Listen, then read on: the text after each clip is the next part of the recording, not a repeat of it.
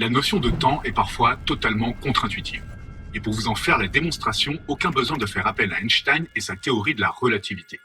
Ce que je vous propose est nettement plus ludique. Et si je vous en parle, c'est que le temps est une notion fondamentale en histoire. C'est d'ailleurs une mesure que l'on retrouve dans l'un des outils les plus utilisés des salles de classe, la frise chronologique, du grec chronos qui signifie le temps.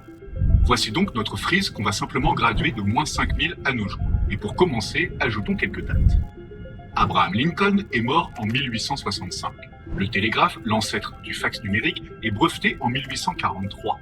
Et le système féodal japonais, quant à lui, s'est achevé en 1868.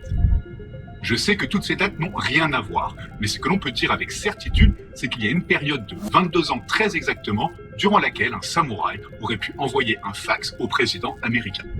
Voilà, pas franchement intuitif.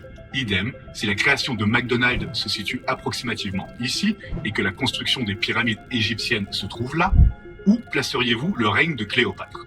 Les 3 pyramides de Gizeh ont été construites aux alentours de moins 2550 et le premier McDonald's a vu le jour le 15 mai 1940.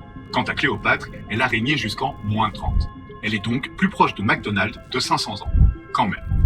Ce que tout cela illustre, c'est que l'évolution des sociétés humaines n'est pas linéaire.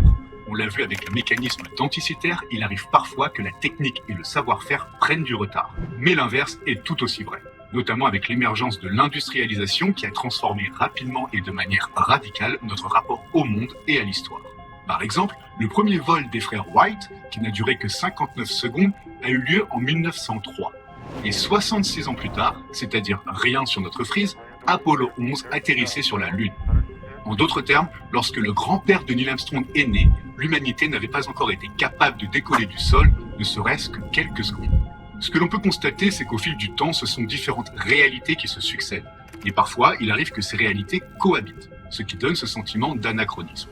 Tout cela pour dire que de se mettre dans les souliers de vos ancêtres, c'est loin, très loin d'être une évidence.